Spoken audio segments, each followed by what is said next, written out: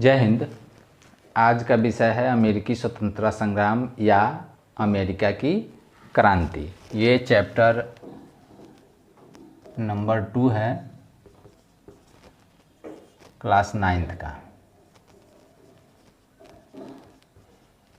ठीक है, बिहार बोर्ड के क्लास 9th के चैप्टर नंबर 2 अमेरिकी स्वतंत्रता संग्राम या अमेरिका की क्रांति। अमेरिका की क्रांति का क्या प्रभाव पड़ा विश्व पे, आधुनिक विश्व की शुरुआत में अमेरिका की क्या भूमिका थी और स्वतंत्रता संग्राम क्यों हुआ, इसका कारण क्या था, इसकी पड़ताल करेंगे हम लोग आज के वीडियो में। ठीक है, सबसे पहले हम लोग जानते हैं क्रिस्टोफर कोलंबस जो 12 अक्टूबर, ये बहुत महत्वपूर्ण नाम है क्रिस्टोफर कोलंबस, क्योंकि इसी ने सर्वप्रथम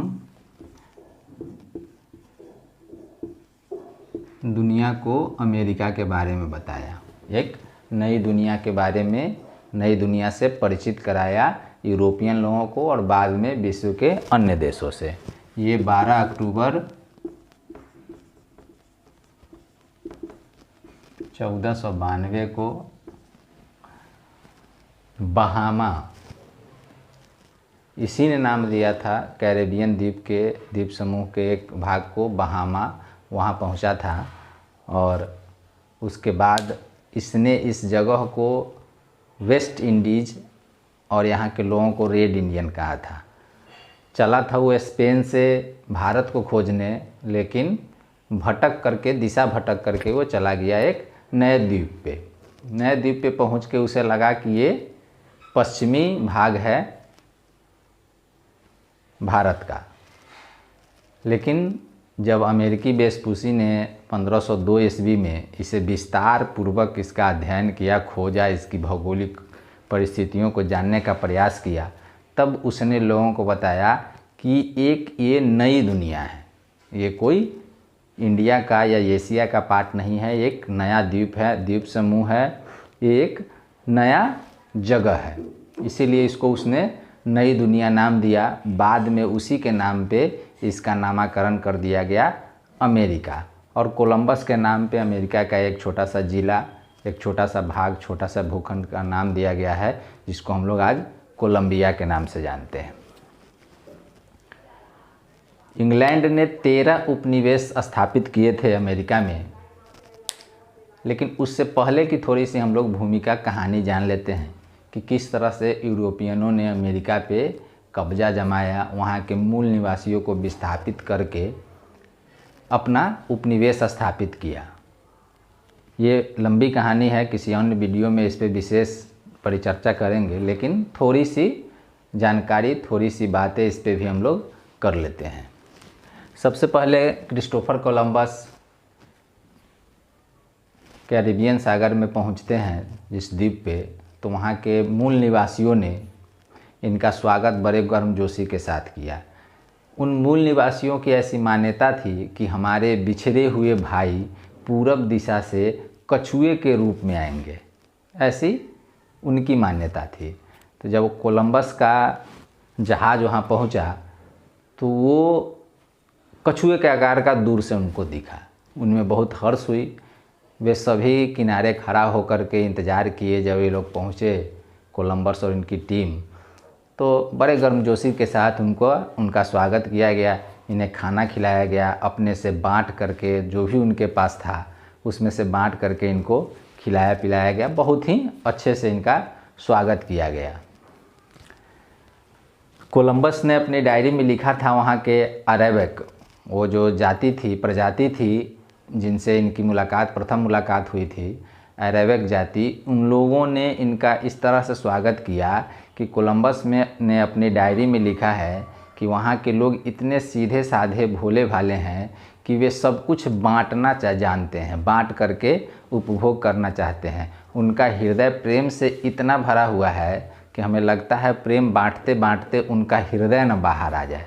ये कोलंबस की डायरी में वहाँ के लोगों के बारे में लिखा हुआ है। और उन्हीं लोगों के सीधेपन का फ़ायदा उठा करके कोलंबस ने वहाँ स्पेनी झंडा गाड़ दिया और उसे अपने कब्जे में ले लिया, घोषित कर दिया, अपने आप को वहाँ का गवर्नर, शासक घोषित कर दिया और उसे अपने कब्जे में ले लिया। अन्य द्वीपों पे भी वे गया और वहाँ के एक कैरेबी नाम के प्रजाति से उनकी मुलाकात हुई और वो एक आक्रामक प्रजाति थी जिसके साथ मुठभेड़ हुआ और इन्हें भाग के आना पड़ा। फिर नई तैयारी के साथ गए, 4 बार यात्रा किए कोलंबस नई दुनिया का, अमेरिका का, और वहाँ अपना उपनिवेश स्थापित करने का विधि व्यवस्था शुरू हो गया। स्पेन के साथ साथ पुर्तगाल, हॉलैंड, फ्रांस, इंग्लैंड, ये सभी यूरोपीय देश अपने अपने उपनिवेश बसाने का, स्थापित करने का प्रयास करने लगे। इनमें आपसी झड़प भी हुआ।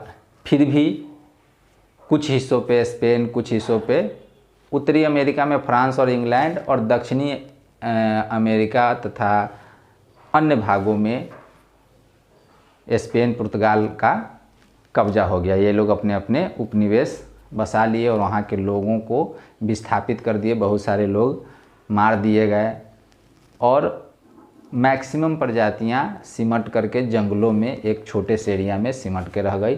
बाद बाकी सभी एरिया पे यूरोपियनों का कब्जा हो गया। ठीक है, सबसे पहला उपनिवेश इंग्लैंड ने बसाया था। इंग्लैंड का प्रथम उपनिवेश था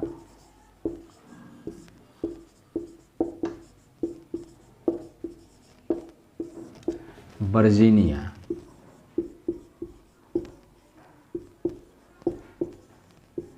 ये 1607 ईस्वी में इन्होंने,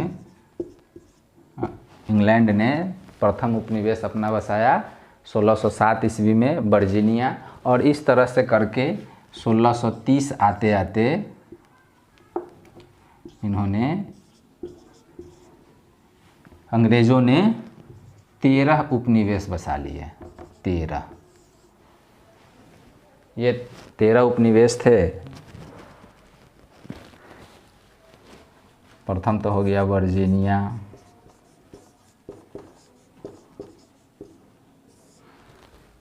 ठीक है। तो 1630 आते आते इन्होंने 13 उपनिवेश बसा लिए और 1630 से 1763 आते आते ये 13 उपनिवेश बहुत ही उन्नत और विकसित अवस्था में आ गए थे और ये चाहते थे अपनी अलग व्यवस्था, इनका शासन प्रशासन इनके हिसाब से चले, ये चाहते थे।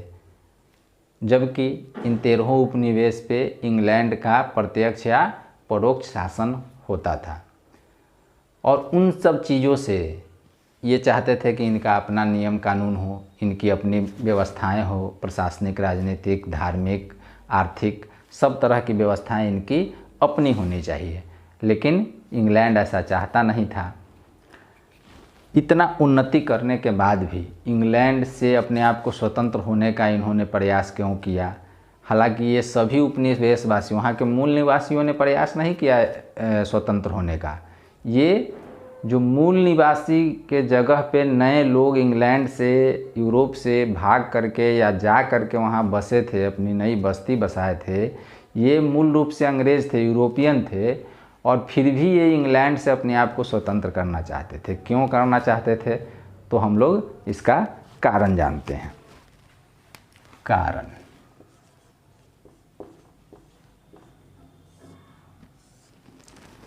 अमेरिका में बसे 13 उपनिवेश के लोग मूल रूप से अंग्रेज थे, इंग्लैंड के निवासी थे, ब्रिटिश थे।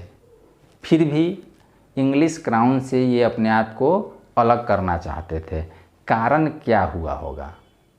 क्या रही होगी ऐसी कारण जिसके वजह से ये लोग अपने मातृ देश से अलग होने का इन्होंने प्रयास किया?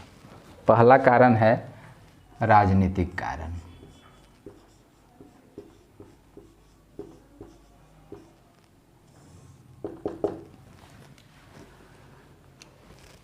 इंग्लैंड से अमेरिका आकर जो 13 उपनिवेश बसा था, उसमें वैसे लोग थे, वैसे इंग्लिश लोग थे, ब्रिटिश लोग थे जो अपने देश में, मातृ देश में कुलीन वर्ग में नहीं आते थे।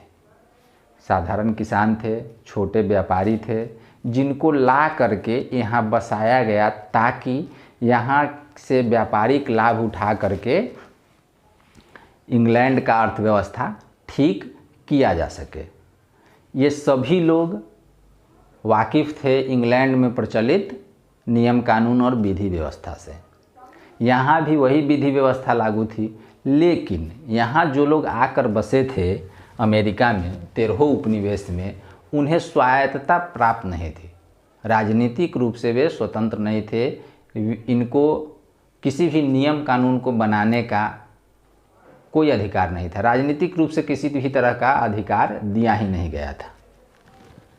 उसके बाद जो भी प्रमुख पद होता था उपनिवेशों में, शासन प्रशासन व्यवस्था चलाने के लिए, प्रशासनिक व्यवस्था या अन्य व्यवस्थाओं को चलाने के लिए जितने भी प्रमुख पद थे, उस पे इंग्लैंड के राजा द्वारा, ब्रिटिश क्राउन के द्वारा स्थापित किए जाते थे वैसे लोग जो इंग्लैंड के मूल निवासी थे, जो अमेरिका में नहीं बसे हुए थे।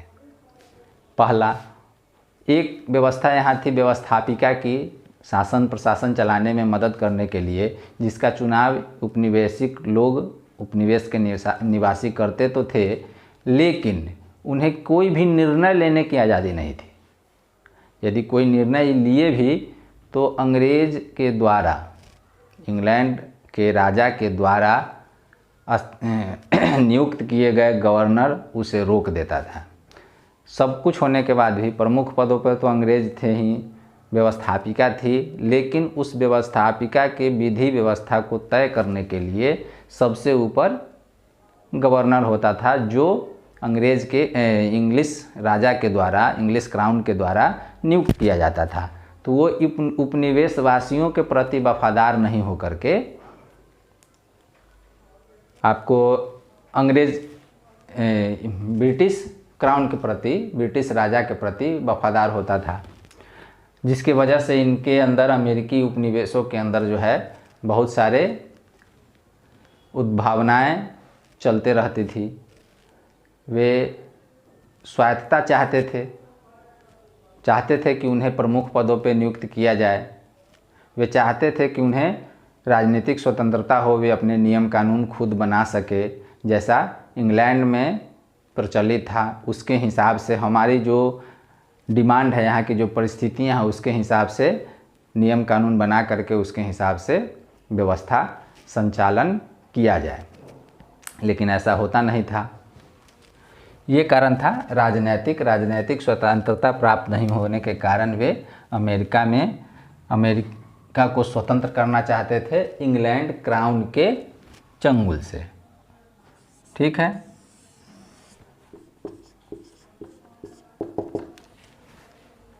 इंग्लैंड के लोग एंग्लिकन मत को मानने वाले थे और वहाँ चर्च का वर्चस्व स्थापित था। चर्च के हिसाब से वहाँ तय होता था क्या करना है, क्या नहीं करना है। जबकि अमेरिका में जो उपनिवेशवासी थे वे प्यूरिटन मत के मानने वाले थे, प्रोटेस्टेंट मत के मानने वाले थे।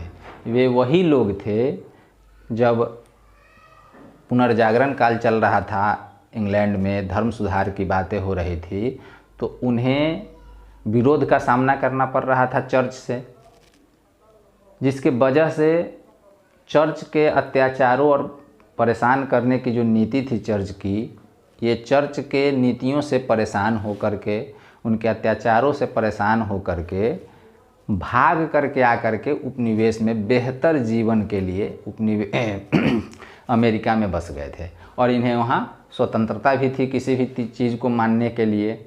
उसके लिए इन्हें बहुत ज़्यादा बंदिश नहीं थी, क्योंकि इंग्लैंड को उपनिवेश से अर्थव्यवस्था इंग्लैंड का चल रहा था, व्यापारिक लाभ हो रहे थे, इसलिए इन्हें ज़्यादा धार्मिक रूप से यहाँ छेड़छाड़ नहीं किया जाता था, लेकिन इंग्लैंड में परेशान किया जाता था, इसलिए ये लोग भाग करके आकर के यहाँ बस गए थे।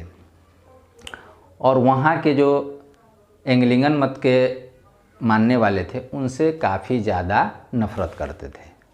ये मतभेद था दोनों में, चूँकि इनका मत कुछ और था, उनका मत कुछ और था। इसलिए भी वे ब्रिटिश क्राउन से अपने आप को अलग करना चाह रहे थे।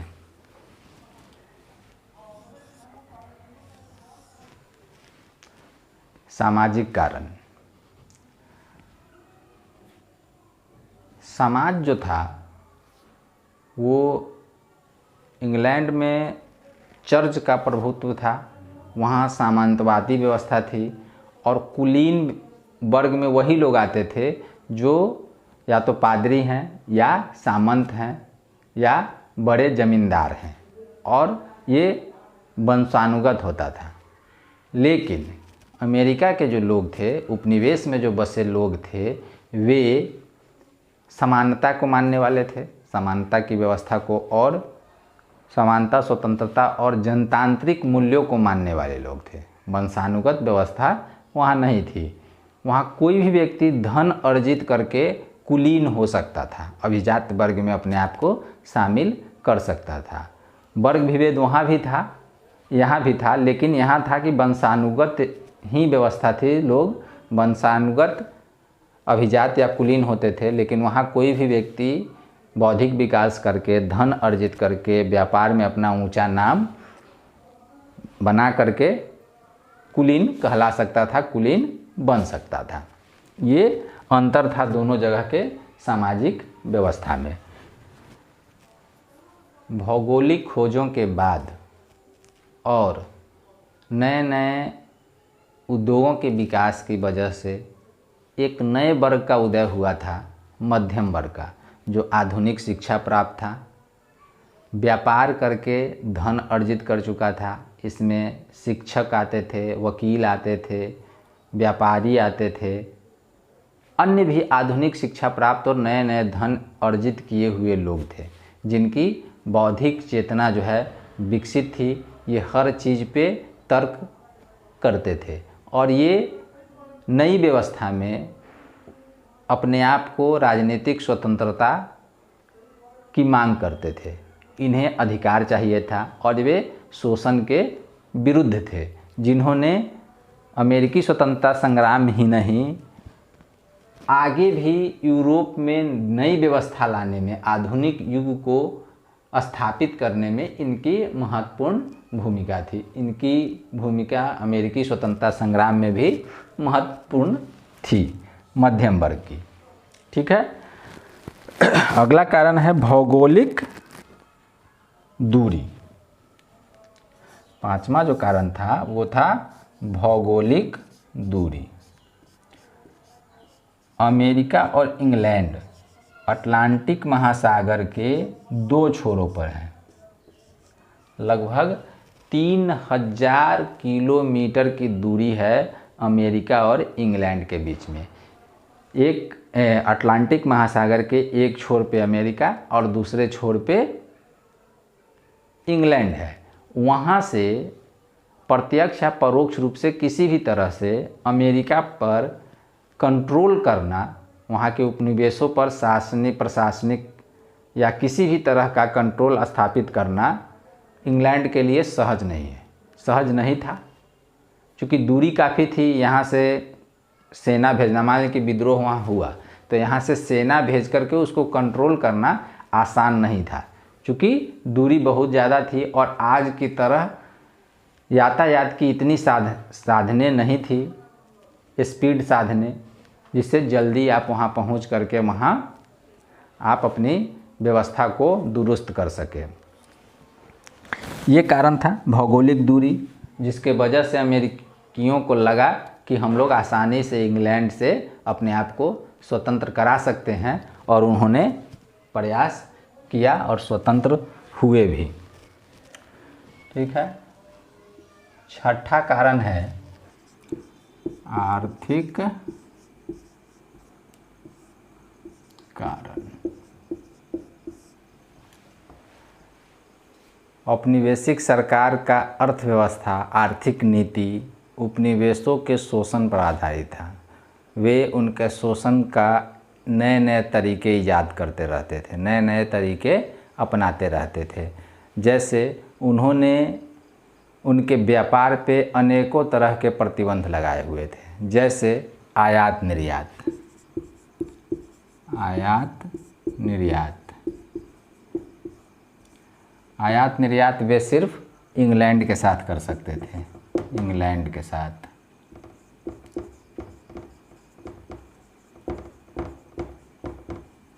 अन्य किसी भी देश के साथ ये किसी भी तरह का व्यापार नहीं कर सकते थे, ना आयात कर सकते थे, ना वहाँ से कुछ निर्यात कर सकते थे। उस पर बिल्कुल ही प्रतिबंध लगा दिया गया था। वे सिर्फ और सिर्फ अपने माल इंग्लैंड को बेच सकते थे और इंग्लैंड से ही कुछ भी मंगा सकते थे, इसके अलावा कुछ नहीं। उससे पहले सप्तवर्षीय युद्ध में जो आर्थिक क्षति हुई उसके भरपाई के लिए भी इनके ऊपर अनेकों तरह के कर लगाए गए। ऐसे भी उपनिवेशवासी उन्मुक्त व्यापार के समर्थक थे। वे मुक्त व्यापार चाहते थे। वे चाहते थे कि आर्थिक उन्नति के लिए वे अनेक देशों के साथ, अलग अलग देशों के साथ अपने व्यापारिक संबंध बनाए और व्यापार कर सके। लेकिन इंग्लैंड सरकार ने उन्हें ये आज़ादी नहीं दी थी। अनेकों प्रतिबंध लगाए हुए थे, अलग अलग कानून बना करके, अलग अलग एक्ट बना करके। और जब सप्तवर्षीय युद्ध समाप्त हुआ इंग्लैंड और फ्रांस के बीच, तो उसके बाद उसकी भरपाई के लिए, उस युद्ध में जो खर्च हुए थे उसकी भरपाई के लिए अनेकों कर लगा दिए गए। जैसे 1765 ईस्वी का स्टाम्प एक्ट।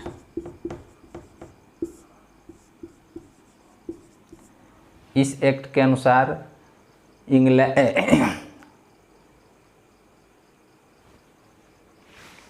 इस एक्ट के अनुसार उपनिवेशों में यूज किए जाने वाले, इस्तेमाल किए जाने वाले अदालती कागज़, छपाई के कागज़, किताबों के लिए यूज होने वाले कागज़ या अखबारों के लिए यूज होने वाले कागज़ या अन्य किसी भी पेपर पे, कागज़ पे उनको 20 शिलिंग का डाक टिकट लगाना, बंधक पत्र है, एग्रीमेंट का पेपर है या कुछ भी, उस पर 20 शिलिंग का, कितने शिलिंग का, 20 शिलिंग का स्टाम्प लगाना जरूरी होता था।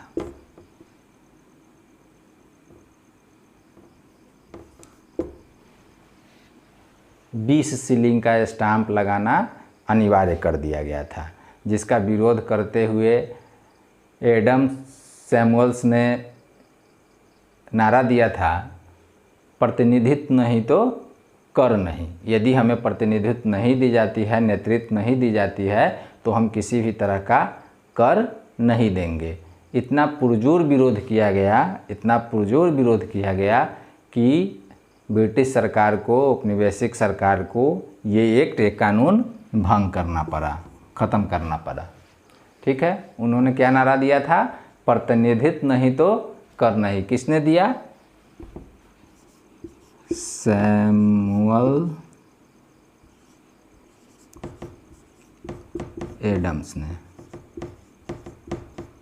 क्या नारा दिया, प्रतिनिधित्व नहीं तो कर नहीं। और लास्ट में ब्रिटिश सरकार को ये कानून हटाना पड़ा। इसके अलावा 1767 ईस्वी में उन्होंने एक और कानून बनाया जिसमें आयात, उपभोक्ता वस्तुओं पर आयात शुल्क लगा दिया।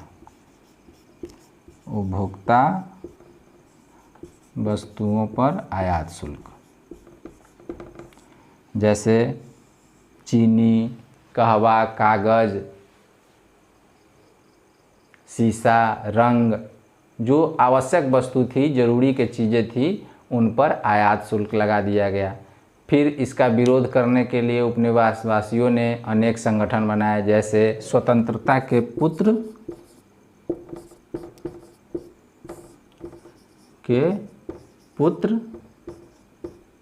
एवं पुत्री, इस तरह के संगठन बनाए गए, विरोध किया गया। और इनके विरोध को देखते हुए सरकार ने चाय को छोड़ करके बाद बाकी उपभोक्ता वस्तुओं पर से इस आयात शुल्क को हटा लिया। ठीक है, सातवां है सप्तवर्षीय युद्ध।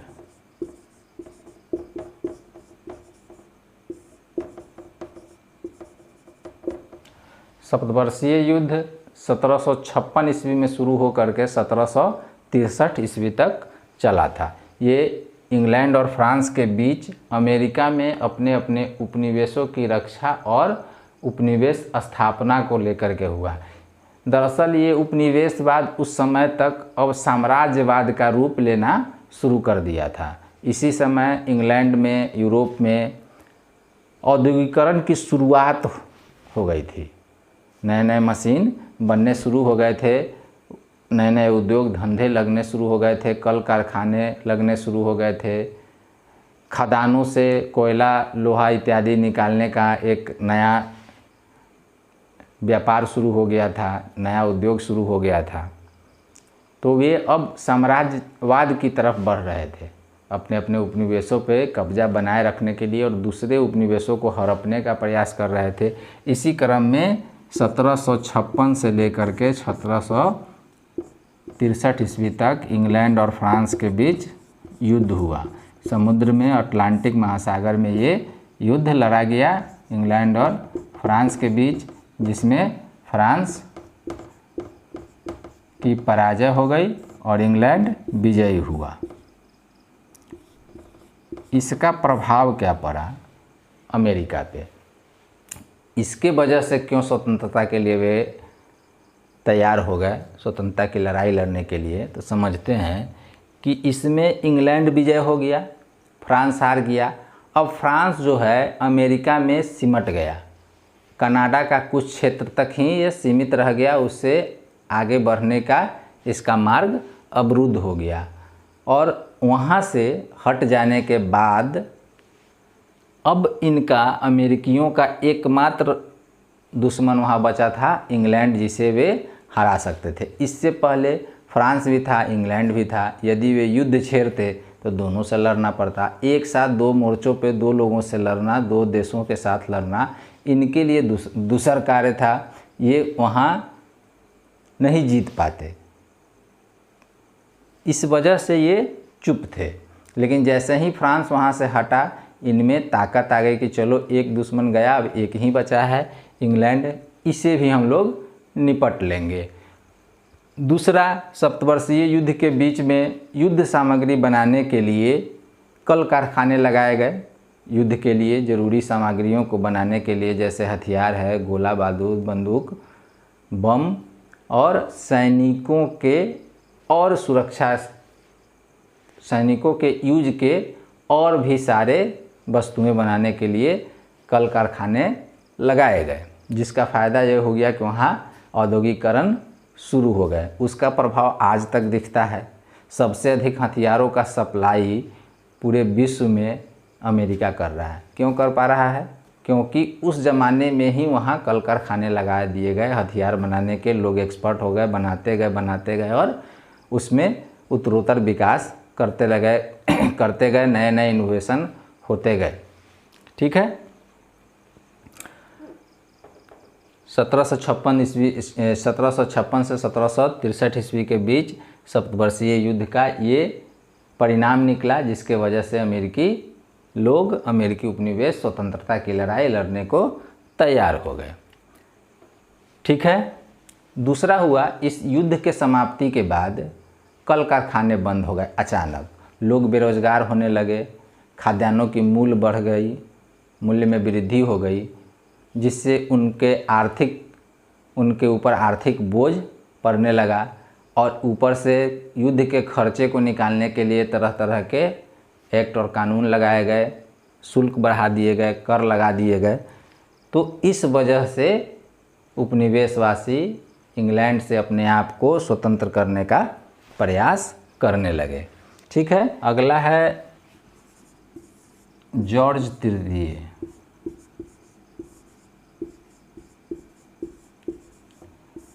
ये 1760 में राजा बने इंग्लैंड के, 1820 तक रहे। ये इनकी जो नीति थी बिल्कुल ही निरंकुश नीति थी। इंग्लैंड में प्रचलित शासन व्यवस्था थी, इनके सहयोग के लिए मंत्रिमंडल का गठन था और राजा कोई भी निर्णय मंत्रिमंडल के सलाह ले करके ही कर सकता था, करना चाहिए था, नियम ये थे। लेकिन ये इतने निरंकुश थे साहब जॉर्ज तृतीय कि इन्होंने मंत्रिमंडल से सलाह लेना बिल्कुल ही बंद कर दिया। ये मनमौजी जो का इच्छा होता वही ये करते। और इनकी जो मंशा थी उपनिवेशों के प्रति वो बहुत ही निरंकुश थी। ये बिल्कुल ही निरंकुश थे उपनिवेशों के प्रति। इन्होंने जो भी एक्ट और कानून लगा आर्थिक रूप से अपने देश को मजबूत करने के लिए, इंग्लैंड को मजबूत करने के लिए, तो ये बिल्कुल ही शोषणपूर्ण नीति अपनाए थे, जिसके वजह से भी क्षोभ उत्पन्न हुआ अमेरिकी उपनिवेशों को इंग्लैंड के प्रति, अपने राजा के प्रति, इंग्लैंड के क्राउन के प्रति। ठीक है, ये भी एक कारण था। अंतिम कारण है और सबसे तत्कालिक कारण था बोस्टन चाय पार्टी। बोस्टन चाय पार्टी अमेरिकी उपनिवेश का एक महत्वपूर्ण बंदरगाह था बोस्टन, जहां माल आते और जाते थे, वहां से आयात निर्यात होता था बड़े पैमाने पे। उसी समय चाय कानून की तरह चाय कानून में संशोधन करते हुए जॉर्ज तृतीय ने नियम बना दिया कि इंग्लैंड से भारत से east India company direct America चाय भेज सकती है। पहले नियम था कि पहले इंग्लैंड जाता, इंग्लैंड से फिर अमेरिका जाता था। अब एकाधिकार दे दिया गया ईस्ट इंडिया कंपनी को कि वे डायरेक्ट भारत से अमेरिका चाय भेज सकते थे। उसी क्रम में 1773 ईस्वी में 1773 ईस्वी में बोस्टन बंदरगाह पर चाय से लदा हुआ एक जहाज़ पहुंचा। जहाज़ के पहुंचने के बाद वहाँ के उपनिवेशवासियों ने, वहाँ के मूल निवासी रेड इंडियन के कपड़ों में, आदिवासियों के कपड़ों में चढ़ गए जहाज़ पे, और जितनी भी चाय की पेटियाँ थी वे सभी उन्होंने फेंक दिया समंदर में। भारी नुकसान हो गया ईस्ट इंडिया कंपनी को और इंग्लैंड की सरकार को। नतीजा हुआ कि 1774 में बोस्टन बंदरगाह को बंद करने का, परमानेंट बंद करने का आदेश पारित कर दिया गया और तरह तरह के असहनीय कानून लागू कर दिए गए। उस समय प्रधानमंत्री थे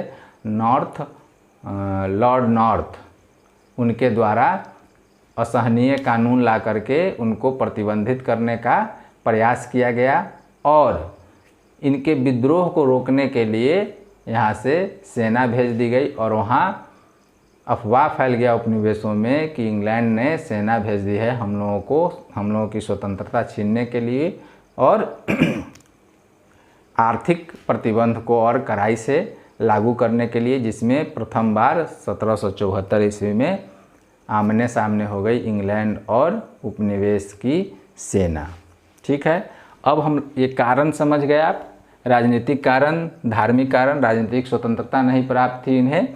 धार्मिक कारण, धार्मिक रूप से उनकी मान्यताएं इंग्लैंड की और अमेरिकी उपनिवेशों की अलग अलग थी। सामाजिक कारण, वहाँ की सामाजिक व्यवस्था भी ब्रिटेन और अमेरिका में बहुत भिन्नता आ गई थी। मध्यम वर्ग का उदय, यह मध्यम वर्ग स्वतंत्र जीवन जीना चाहता था, स्वतंत्रता का समर्थक था, जबकि इंग्लैंड के लोग सामंतवादी व्यवस्था के अंतर्गत आते थे। भौगोलिक दूरी अटलांटिक महासागर के दो पाटों में, दो किनारों पर बसा हुआ था, जिसके वजह से प्रत्यक्ष रूप से उस पर शासन करना इंग्लैंड के लिए बहुत ही मुश्किल कार्य था। आर्थिक कारण अभी समझाए, बहुत सारे प्रतिबंध लगाए गए थे आर्थिक रूप से। सप्तवर्षीय युद्ध जो इंग्लैंड और फ्रांस के बीच हुआ, जिसमें फ्रांस पराजित हुआ, इंग्लैंड विजय हुआ और फ्रांस को अमेरिका से हटना पड़ा। जॉर्ज तृतीय ये इंग्लैंड के राजा थे और इनकी नीति जो है बहुत ही निरंकुश नीति थी उपनिवेशों को लेकर के।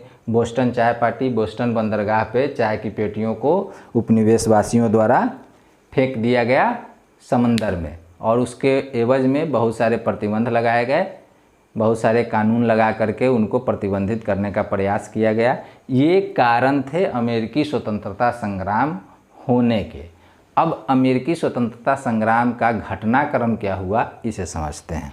जब बोस्टन बंदरगाह को बंद कर दिया गया और अमेरिकी उपनिवेशों पर प्रतिबंध लगाने के लिए ब्रिटेन के प्रधानमंत्री ने अपनी सेना भेजने की तैयारी शुरू कर दी, तो इसका विरोध करने के लिए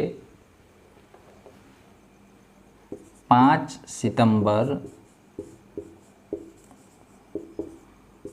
फिलाडेल्फिया में 5 सितंबर 1774 ईस्वी को 13 उपनिवेश के प्रतिनिधियों ने एक सम्मेलन बुलाया और वहाँ तय हुआ कि किस तरह से हमें इंग्लैंड के सरकार का, ब्रिटिश क्राउन का विरोध करना है, उनके अत्याचारों का विरोध करना है। जो जो प्रतिबंध लगाए गए हैं उन प्रतिबंधों को हटाने का प्रयास कैसे करना है।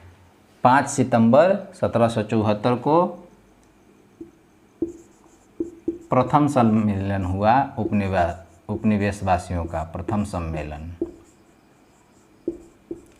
कहाँ हुआ? तो फिलाडेल्फिया में। फिलाडेल्फिया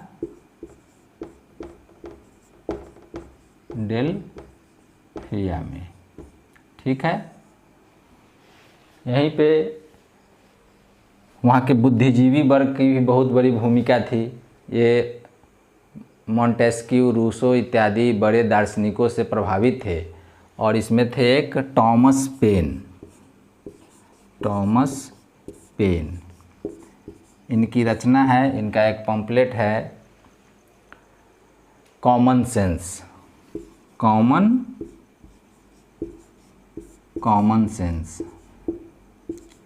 इस पम्पलेट में इन्होंने स्वतंत्रता के आवश्यकता पे बल दिया है।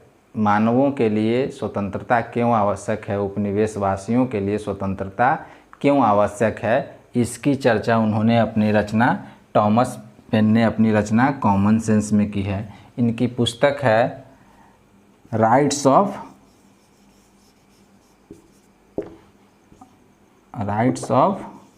मैन।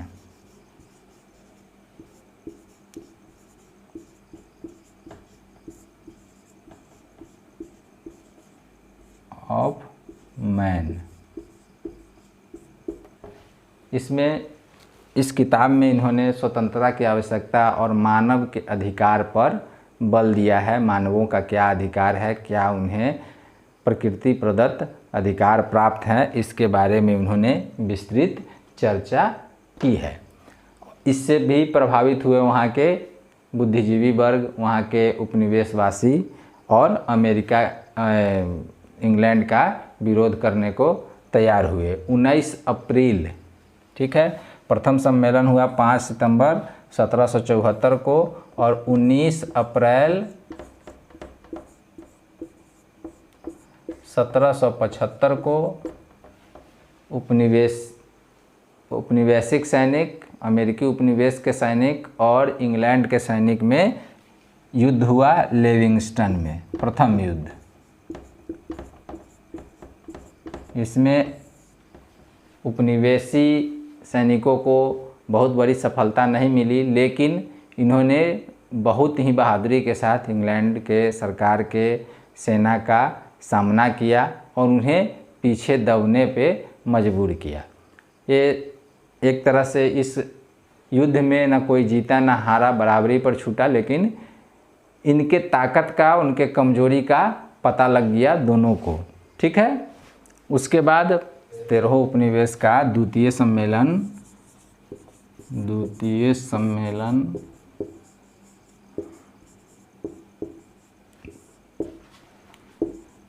4 जुलाई 1776 ईस्वी को हुआ। 13 उपनिवेश इसमें भाग लिए। संयुक्त रूप से इन्होंने स्वतंत्रता की लड़ाई की घोषणा कर दी। यहाँ टॉमस जेफरसन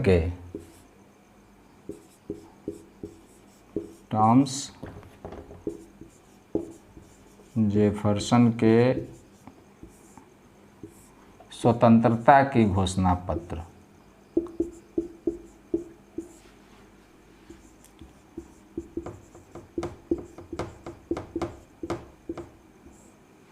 घोषणा पत्र को मान्यता दे दी गई। इस घोषणा पत्र प्रस्ताव को पारित कर दिया गया और 13 उपनिवेश ने संयुक्त अभियान चलाने का फैसला किया। और युद्ध को देखते हुए, संभावित युद्ध जो इंग्लैंड के साथ होना था, इंग्लैंड के सेना के साथ होना था, इसको देखते हुए इन लोगों ने 13 उपनिवेशों ने अपना सेनापति जॉर्ज वाशिंगटन को, किसको तय किया? जॉर्ज वाशिंगटन को अपना सेनापति नियुक्त किया।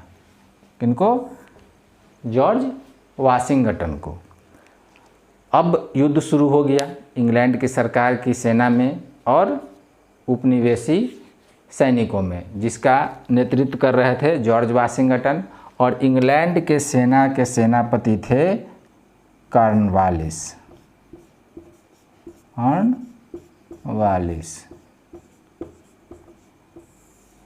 Lord Cornwallis.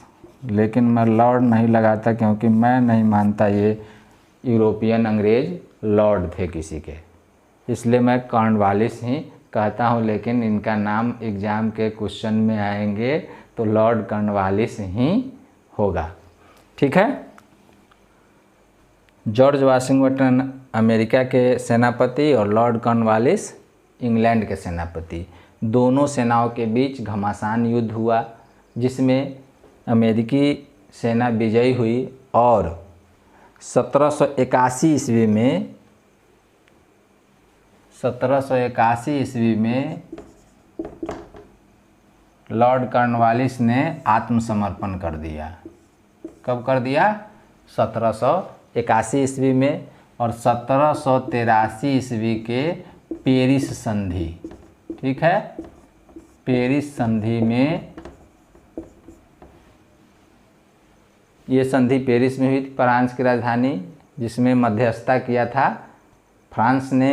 इंग्लैंड और अमेरिकी उपनिवेशों के बीच समझौता हुआ जिसमें अमेरिका के 13 उपनिवेश को एक राष्ट्र के रूप में मान्यता दे दी गई। और इस तरह से संयुक्त राष्ट्र अमेरिका के रूप में हमारे सामने एक नए देश का उदय हुआ, जो आप देख रहे हैं इतने विकसित राष्ट्र के रूप में आज यूएसए हमारे सामने है और पूरे विश्व को अपनी उंगलियों पर नचा रहा है।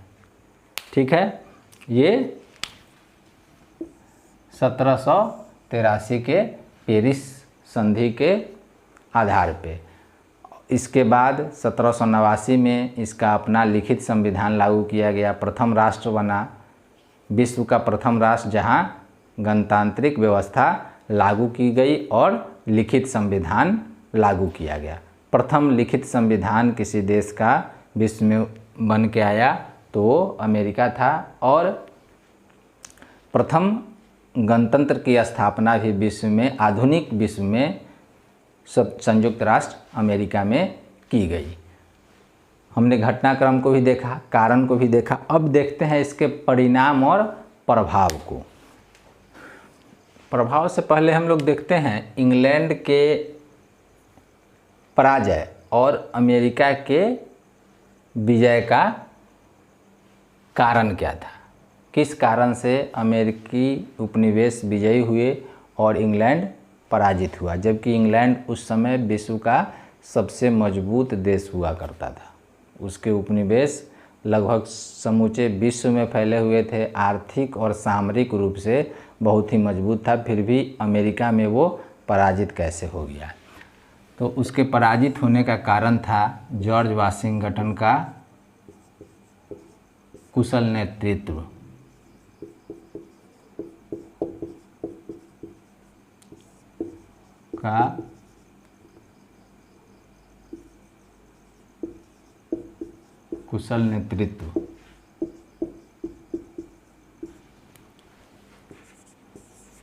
दूसरा था युद्ध क्षेत्र का दूर होना।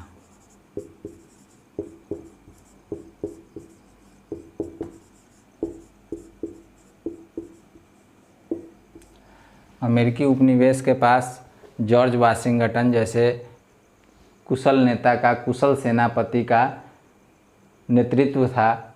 इनके नेतृत्व में उनकी सेना बहुत ही बहादुरी से लड़ी और विजयी हुई। युद्ध क्षेत्र का दूर होना, इंग्लैंड जहां युद्ध लड़ रहा था वो इंग्लैंड से काफ़ी दूर था। 3000 किलोमीटर की दूरी पर ये युद्ध हो रहा था, जहां इंग्लैंड को सहयोग करने वाला कोई नहीं था, उसकी सेना को। और उनके लिए हथियार, गोला बारूद, राशन, कपड़े, जो भी ज़रूरी सामग्री होते हैं युद्ध लड़ने के लिए, इन सभी चीज़ों को वहाँ तक पहुँचाना एक मुश्किल कार्य था, मुश्किल हो रही थी, जिसके वजह से भी इंग्लैंड को पराजय का मुंह देखना पड़ा और अमेरिकी आसानी से विजय हुए। तीसरा था अमेरिकी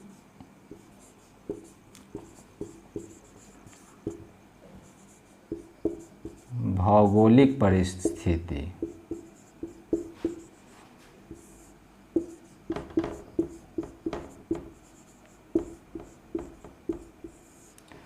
अमेरिकी भौगोलिक परिस्थिति, जो इंग्लैंड के सेना थे और सेनापति थे, वे अमेरिका के भौगोलिक परिस्थिति से बिल्कुल ही अनजान थे।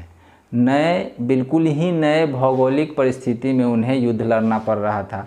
उन्हें ये पता ही नहीं था कि किस क्षेत्र में किस तरह का भूगोल है, किधर पहाड़ है, किधर खाई है, किधर जंगल है, किधर नदी है। वे वहाँ इंग्लैंड के सैनिक इन सब चीज़ों से बिल्कुल ही अनजान थे, जिसका फ़ायदा अमेरिकी उपनिवेशवासी आसानी से उठा लिए, क्योंकि वे अपने घर में लड़ रहे थे। कहा जाता है ना, हमारे देहात में अपने यहाँ कहावत है कि अपना दूरा पर तो कुत्तो बरियार होता है। तो वही हाल था। ये लाख ताकतवर थे इंग्लैंड वाले, लेकिन वहाँ की भौगोलिक परिस्थिति से बिल्कुल ही अनजान थे। और वो लोग तो अपने ही यहाँ लड़ रहे थे, उनको तो हर एक चीज़ देखा हुआ था, किस गली में क्या है, किस जंगल में क्या है, कहाँ से कौन नहर है, कहाँ से कौन नदी है, किधर से जाएंगे तो कहाँ निकलेंगे, किधर से हम उन पर हमला करेंगे तो हमें ज़्यादा फ़ायदा होगा, कब ऊपर से वार करना है, कब नीचे से, कब साइड से, उन्हें सब पता था। इसलिए उसका फ़ायदा वे उठा ले गए और जीत गए। चौथा है उपनिवेशों को कमज़ोर समझ लेना।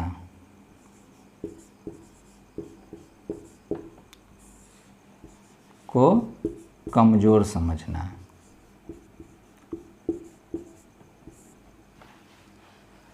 हाल तुरंत ये सप्तवर्षीय युद्ध में फ्रांस जैसे राष्ट्र को हरा चुके थे और उपनिवेश तो इनके बच्चे थे, इन पे सैकड़ों साल से उनका कब्जा था।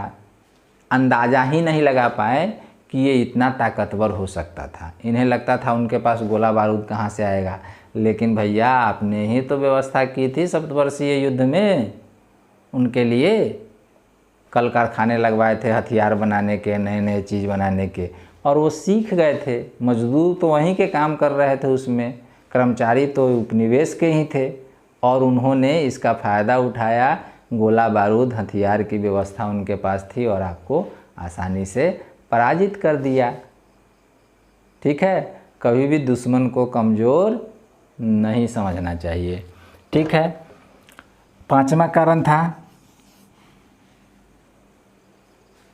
जॉर्ज तृतीय का अकुशल नेतृत्व कह सकते हैं, चाहे कुशल नेताओं का इंग्लैंड में अभाव।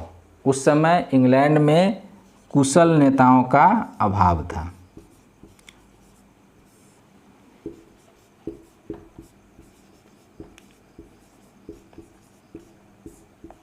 कुशल नेताओं का अभाव।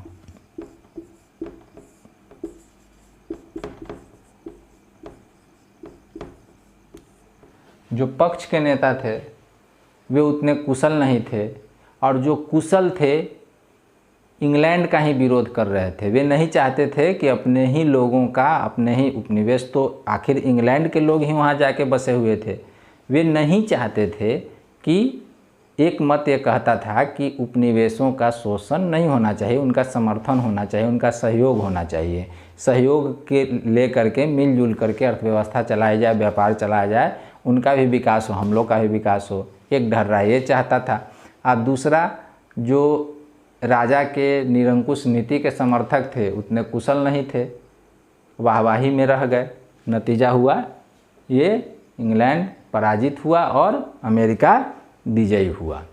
ठीक है, समझ गए। अब आते हैं हम लोग प्रभाव पे। प्रभाव क्या पड़ा, सबसे पहले तो अमेरिका पे ही प्रभाव देखते हैं।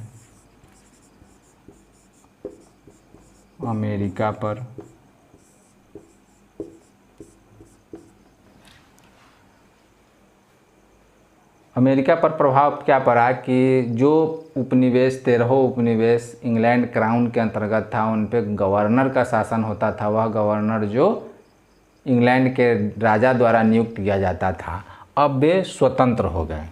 13 उपनिवेश स्वतंत्र हो गए। ठीक है, उसके बाद ये संयुक्त राज्य अमेरिका के रूप में नए देश बने।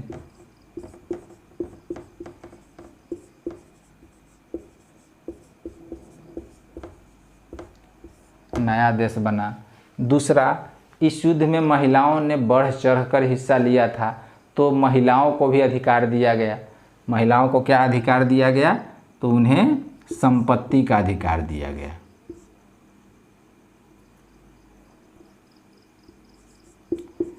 संपत्ति का अधिकार दिया गया किन्हें, महिलाओं को।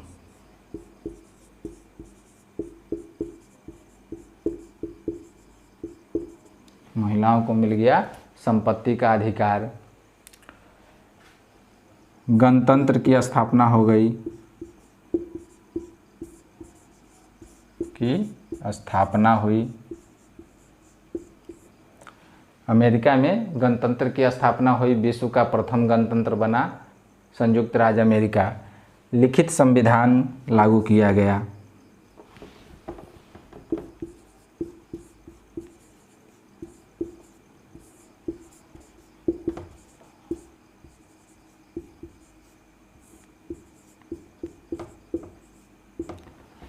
लिखित संविधान लागू कर दिया गया। अब जो है अमेरिका अपने लिखित रूप में जो उसके संविधान बनाए गए थे उस संविधान के द्वारा ही चलेगा, ऐसा प्रावधान कर दिया गया। ये हुआ अमेरिका पर प्रभाव। पहले इंग्लैंड पे प्रभाव।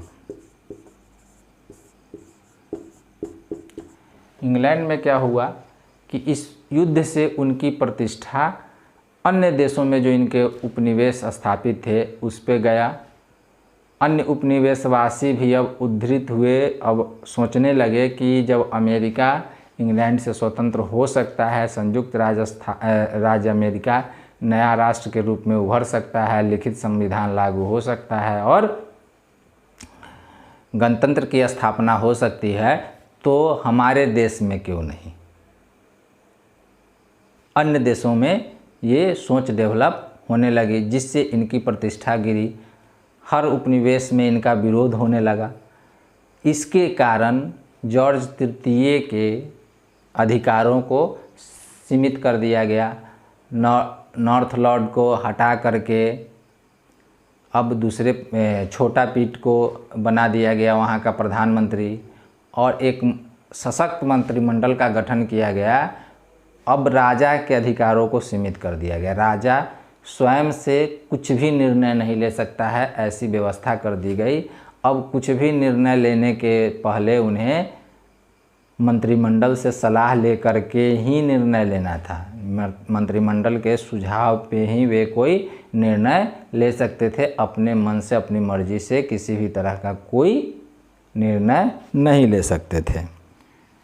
इंग्लैंड पर प्रभाव क्या पड़ा, तो जॉर्ज तृतीय के शासन को सीमित कर दिया गया, अधिकारों को सीमित कर दिया गया। उनको एक सशक्त मंत्रिमंडल दिया गया। छोटा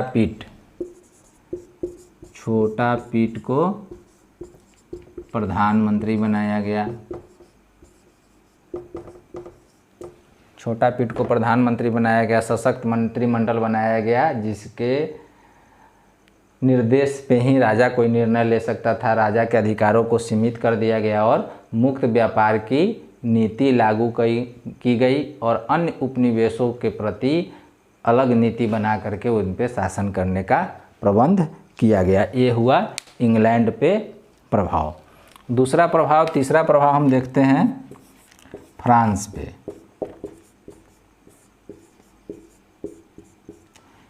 ये अमेरिकी स्वतंत्रता संग्राम का परिणाम था कि फ्रांस में फ्रांस की क्रांति 1789 ईस्वी में फ्रांस की क्रांति फैल गई। वहाँ के राजा लुई 16वें के निरंकुश नीति के खिलाफ वहाँ एक नई क्रांति शुरू हो गई, जनतंत्र की स्थापना का प्रयास किया गया।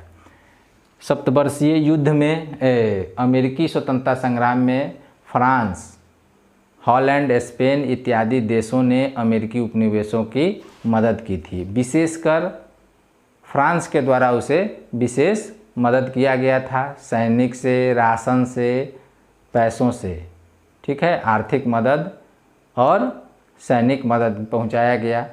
फ्रांस के सेना नायक थे, जो सेना वहां लड़ने गई थी अमेरिका के तरफ से, सेना नायक थे लाफायते। उन्होंने देखा कि जिस मूल्यों के लिए, जिस उद्देश्य से हम लोगों ने अमेरिका का स्वतंत्रता संग्राम हुआ, उसमें हम लोगों ने उनकी मदद की, उस तो कुछ भी हमारे देश में नहीं है। जब अमेरिका में लागू हो सकता है गणतंत्र, लिखित संविधान और निरंकुशता को ख़त्म किया जा सकता है, तो हमारे देश में तो उससे ज़्यादा है। तो क्यों नहीं हम लोग अपने देश में भी इसे लागू करें, इसके लिए प्रयास करें। और नतीजा हुआ फ्रांसीसी क्रांति शुरू हो गई 1789 ईस्वी में।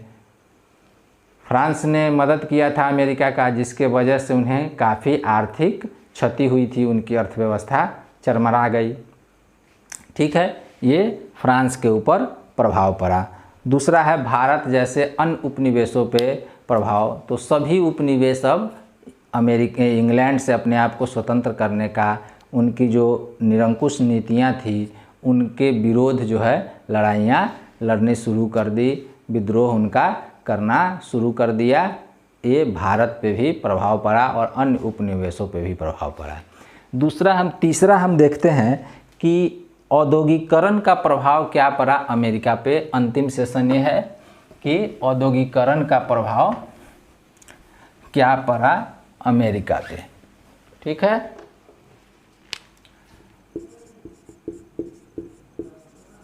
औद्योगिकरण का प्रभाव। सप्तवर्षीय युद्ध के समय ही पहली बार, उससे पहले इंग्लैंड जो है अमेरिका का विकास सही से नहीं हो पाए। इसके लिए वहाँ कल कारखाने नहीं विकसित करती थी, वे वहाँ से सिर्फ कच्चे माल लेती थी, इंग्लैंड में माल तैयार करती थी और तैयार माल उपनिवेशों को भेजती थी। वह नहीं चाहती थी कि औद्योगिकरण, किसी भी तरह का उद्योग, चाहे वो कुटीर हो, लघु हो, किसी भी तरह का या बड़े उद्योग हो, अमेरिका में लगाया जाए, ताकि उनका विकास न हो सके। उनके विकास को अवरुद्ध करने के लिए, उनका आर्थिक शोषण करने के लिए, अपनी अर्थव्यवस्था को और ऊंचा करने के लिए उन लोगों ने अमेरिका में औद्योगिकरण को बढ़ावा नहीं दिया। लेकिन जैसे ही सप्तवर्षीय युद्ध हुआ शुरू फ्रांस के साथ, तो उन्हें युद्ध सामग्री बनाने के लिए अपने उपनिवेशों में अमेरिका में कल कारखाने लगाना अनिवार्य हो गया। और ये कल कारखाना विशेषकर था युद्ध सामग्रियों के निर्माण का, ठीक है। जब युद्ध समाप्त हो गया, सप्तवर्षीय युद्ध, तो वो कल कारखाने तो वहीं रहे और उनका धीरे धीरे विकास होने लगा। चूँकि मुक्त व्यापार के लिए और स्वतंत्रता के उद्देश्य से इन लोगों ने लड़ाइयाँ लड़ी थी, तो वहाँ व्यापार और वाणिज्य को विकास करने का पूरा मौका मिला। अब चूँकि ये स्वतंत्र हो गए थे, गणतंत्र की स्थापना हो गई थी, यहाँ मुक्त व्यापार की नीति अपनाई गई और पूंजीवादी व्यवस्था वहाँ विकसित हुई। चूँकि वहाँ जो भी कुलीन थे वे पूंजीपति थे, वहाँ सामंत नहीं थे, सामंतवादी व्यवस्था वहाँ नहीं थी। तो ये सभी पूंजीपति नए नए उद्योगों की स्थापना में और उसके विकास के लिए कार्य करने लगे। चूँकि इनकी नीति मुक्त व्यापार की नीति थी, इन लोगों ने सभी देशों के साथ समान रूप से अपने व्यापारिक संबंध बढ़ाए। इसकी वजह से वहाँ कल कारखानों का विकास हुआ, औद्योगिकरण का विकास हुआ और धीरे धीरे करके पूंजीवादी व्यवस्था के अंतर्गत सबसे बड़ा औद्योगिक केंद्र, सबसे बड़ा औद्योगिक देश बन करके अमेरिका उभर करके हम लोग के सामने आया। ठीक है, अमेरिकी स्वतंत्रता संग्राम का एक विशेष प्रभाव जो फ्रांस पे पड़ा और फ्रांसीसी क्रांति उत्पन्न हुई, फ्रांसीसी क्रांति शुरू हुई और पूरे यूरोप को इस फ्रांसीसी क्रांति ने बिल्कुल ही बदल कर रख दिया। इसके बारे में हम अगले वीडियो में चर्चा करेंगे। तब तक के लिए जय हिंद।